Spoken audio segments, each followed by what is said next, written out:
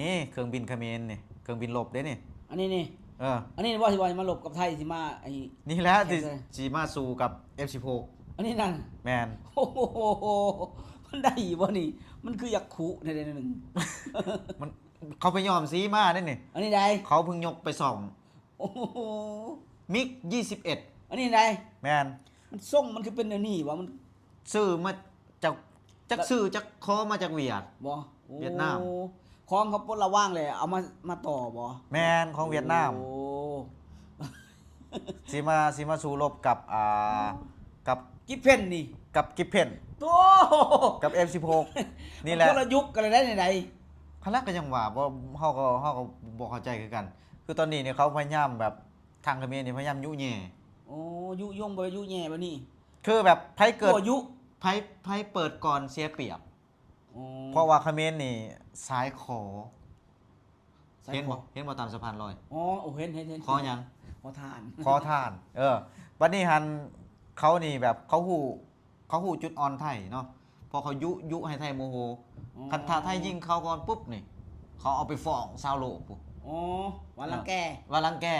เขาอยากได้พื้นดินเขาอยากได้แผ่นดินไทยนี่เขาสิเฮ็ดสไตล์แบบนี้เห็นบ่ทุกวันนี้เขาพยายามยั่วยุเครื่องได้แล้วเครื่องบินปีกหอกปีกฮักก็เอามาโซ่ เครื่องบินที่บ่มีคุณภาพนี่เห็นบ่นี่เขาเห็นคนใส่รถจะเคยเห็นบ่เครื่องบินคนใส่รถอันนี้รถยังนี่จักรถเทเลอร์รถลากนี่รถลากแม่นรถลากเอามาคนเครื่องบิน เมืองได้เขาเห็นประเทศได้เขาเห็นบ่มีดอกประเทศคอมเมนต์เฮ็ดได้นี่แหละนี่เครื่องบินที่เสียมาลบกับไทยโอ้ยของไทยเขาจวดจากภาคใต้จึกฮอดภาคเหนือแป๊บเดียวเลยคิดเพ่นน่ะแนมบ่ทันดอกเข้าใจบ่ว่าอยากโซ่กามดากอ๋ออยากอวดใส่ไทยประมาณว่าอันนี้แค่เครื่องบินได้นี่อยากเห็นรถถังบ่มีรถถังอีกบ่มีอาจจะบอกแล้วมาอวดรถถังอีกนี่โชว์รถถังเต็มคาราเบลเลยนี่ใช่เบิ้งนี่เด้นี่เห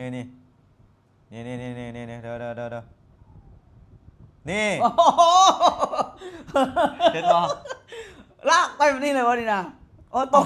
ตกถุงน้ำจะได้สันข้าวกินต้มว่ามันรถ6 ล้อแก่ไหมบ้านเฮาตะกี้แม่คือแบบว่าโดยความอยากโซ่นะอยากคิดว่ารถถังคนนี้คักรถถังคนนี้ดีทำสีแล้วใหม่ๆหรือบ่ประมาณว่าทำสีแล้วอยากเอาอวดบ่ทำสีแล้วใหม่ๆเขาก็อยากโซ่ว่ารถถังเขาแห้งขับลงทงหน้าติดกี่ต้มไปบนเอารถมาหลากด้วยนะอีกคันหนึ่งหลากเห็นบ่บ่ไหวเลยนี่แล้วสิมายิงกับรถถังไทยสิมาสู้กับไทยนี่สิมาสู้กับไทยรถถังนี่ไปยอมซีมาผลซีมาไทยนี่มีสะเทินน้ำสะเทินบกผลิตเองนะผลิตเองนำเข้าอีกของไทยนะสะเทินน้ำสะเทินบกก็มีลูกกระสุนดีทีออกดีทีไอก็มีลูกจรวดโอ้ยมันคนละอันนี้มันคนละยุคว้าวเสร็จแล้วก็คนละยุคคนละสมัยแล้วแต่เอาตัวนี้มานี่เอาง่ายๆของเขมรมีว่านำเข้าจากอเมริกาบ่มีเลยบ่มีแล้วมีบ่นำเข้าจากสวีเดนบ่มีเลยบ่มีแล้วไทยนี่อเมริกาอันดับ1ของโลก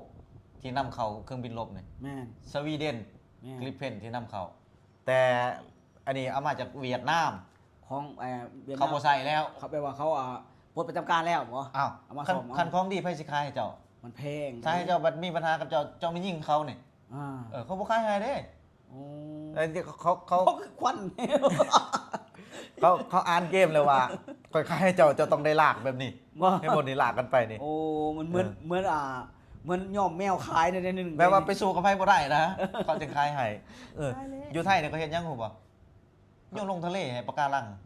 แม่นแล้วเฮ็ดปะการังให้ป้าอยู่กับเพิ่นผลิตเองได้มาแล้วอยู่ประเทศไทยผลิตเองได้นำเข้าแบบคุณภาพสุดๆเลยเพิ่นนำเข้าเอามาอวดให้มันนี่ลากกันอยู่นี่ยังมอดบอลอวดซะมันลากเลยว่ารถทางกะว่าจะประชิดชายแดนบ่ประชิดชายแดนนี่ไปก่อนเลยหน่อยลากกันอยู่มาโซ่รถทางอันนี้ซ้ำนี้บ่อยากเบิ่งอันนั้นบ่อันใดเสียเครื่องบินมีอีก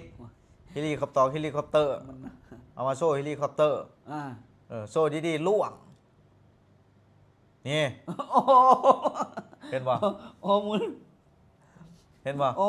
ไปเลยนี่ตอนดึงออกลากออกยังดีโอ้ยังเท่แบบยังสียังดีอยู่เนาะพอขึ้นไปจะได้คูเอารถยังมาหลากรถทหารบ่รถทหารเห็นบ่คูออกเนาะ เห็นแล้วก็ยังว่า เป็นสากเป็นชิ้นไปโอ้ยเฮาเห็นแต่ละอย่างเฮาบ่อยากเว้าเล ไป ย แนวนี้เนาะ เออเรือรบก็มีได้ อืม เรือรบนี่เรือหางยาวเขาใส่ ว้าย เอ้า มันสิหลบได้ติ จักแล้วบ้านเขาก็ใส่แนวนี้เนาะ บ่ เขาก็แปลกว่าบ้านเขาใส่เรือรบเรือหางยาวนี่เห็นบ่ นี่แม่นลีเนาะ เครือเขาแข่งกันแล้วนี่ นั่นนี่ เครือเขาพายด้วยนี่พูดเรือรบเขาพูด โอ้เนาะโอ้พุ่นน่ะโอ้ใส่เสื้อหางยาวนี่เนาะเฮือ นั่นน่ะว่าเขาก็แปลกว่าเพื่อประเทศไทยเพื่อรบเพื่อดำน้ำ มีทั้งเรือดำน้ำเรือหลวง เรือดำน้ำลุงตู่ แม่น โพนฝึกขับรถ พี่อ่ะบ่ ฝึกขับรถ ฝึกขับรถบ่นี่นั่น ทหารฝึกขับรถ มาพิงเสานี่นะ เอายังเคินเอาใบพัดลมเห็ดพวงมาลัย โอ้ โอ้ฝึกขับรถ มันสิเป็นอยู่บ่นี่ จังหวะเลยว่ายังไปเห็นทหารคือว่าสมาฝึกขับรถเพราะนั้นสิไปหลบไปสู่กับหมู่เนาะแต่จะเห็นรถคนเสบียงบ่ มีบ่ มี หอยเบิ่งดูหั่น โอ้เขาคนเสบียงเด้เขาคนเสบียงไปประจำชายแดนมีทั้งเขาทั้งน้ำกินไปอันนั้นกินไปสู่ไปแล้วนะเขาเห็น มา เนี่ยใช่เบิ้งเนี่ยเดี๋ยวหาแป๊บนึงรถขนเสบียงเนาะกินไปสู่ไปแล้วนะเขาเห็นแบบเอาแบบว่าสนะขาดลอยเขามั่นใจ มั่นใจบ่ อืม มั่นใจว่าสนะขาดลอย โอ้ นี่ นี่ได้ เออ โอ้โหมันรถอีหยังอันนี้ รถอีแตน โอ้ย เออ โอ้ยคนมาเพื่อที่จะเป็นกองหนุนบ่ ไว้เข่าหออยู่ แม่นเลย หนามก็ หนามคือสโลม ขวดคือทรงน้ำเกลือนี่ เป็นขวด ขวดน้ำซิงค์ โพลาริสสมัยก่อน ขวดน้ำซิงค์ โอ้ น้ำเขาจากไทย อ้าวยังเอาคนไทยเขาไปอยู่ที่ ก็ยัง ว่า ว่า อยากให้เขาเนาะ บ่มักไทยสร้างไทยแต่ว่า กินของไทยเขาก็บ่เข้าใจกัน ของไทยกลายเป็นแสบซะทันที เขาบ่เข้าใจ อันนี้ขั้นตอนนี้คือขั้นตอน พักกินข้าวบ่ ลงของ อันนี้ได้ พันแทงบ่เข้า อ๋อมีเล่นวิชาด้วยโอ้ ไสยศาสตร์ ไสยศาสตร์พันแทงบ่เข้าได้นี่ โอ้ เห็นบ่ โอ้เรื่องอาวุธยุทโธปกรณ์อาจจะบ่ต้องมากก็ได้ลงวิชาอาคมเอาเลยนี่บ่ แมน โอ้ยยอมแล้วพี่น้อง นี่ แม่นอลีนั่น ทุบเลยตบ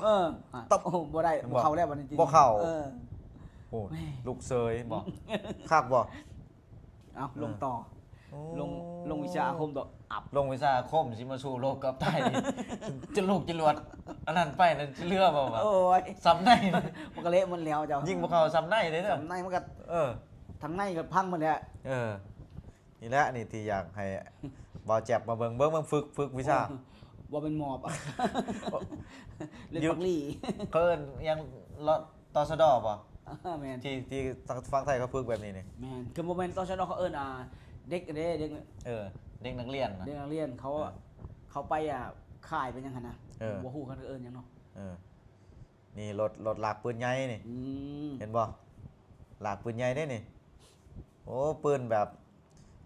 ใส่ผมใหม่ยังดี อันนี้ได้ แบบเรดาร์จำบ่ได้เลยเรดาร์ โอ้ยยังรถยังอันนี้ ปืน ปืนบ่นี่ ปืน360องศามันได้ อันนี้ มัน ได้ ธรรมดาได้หมุน360องศา เข็นใส่ล้ออีหยังอันนี้นี่คือล้อคนฟื้นนี่ ปืนเขาแล้ว โอ้ แต่ว่าเขาใส่พุ่มใหม่ไว้ อันนี้ได้ บ่ให้เรดาร์จับได้แบบดาวไทยมีดาวเทียมเนี่ยกูว่าฝั่งไทยนี่มีดาวเทียมเขาใส่นี่ดาวเทียม ปิดไว้ผู้ใหม่ปิดไว้ ดาวเทียมตรวจบ่เห็น อ๋อ เรดาร์จับบ่ได้ อันนี้ได้โอ้ อันนี้คือวิธีของคนป่า มันจะยิงหอดใส่นี่ โอ้ย มันจะบุคุ ฮอดบ่100 เมตร อันนี้คือวิธีความคิดของเขาเข้าใจบ่ โอ้ เขายังบ่ฮู้ว่าเขานี่ยังสิใส่ปืนนี่ไปยิงเขายังบ่คิดว่าไทยนะเขาใส่โดรนยิง โอ้ย ใส่โดรนทิ่มลูกจรวด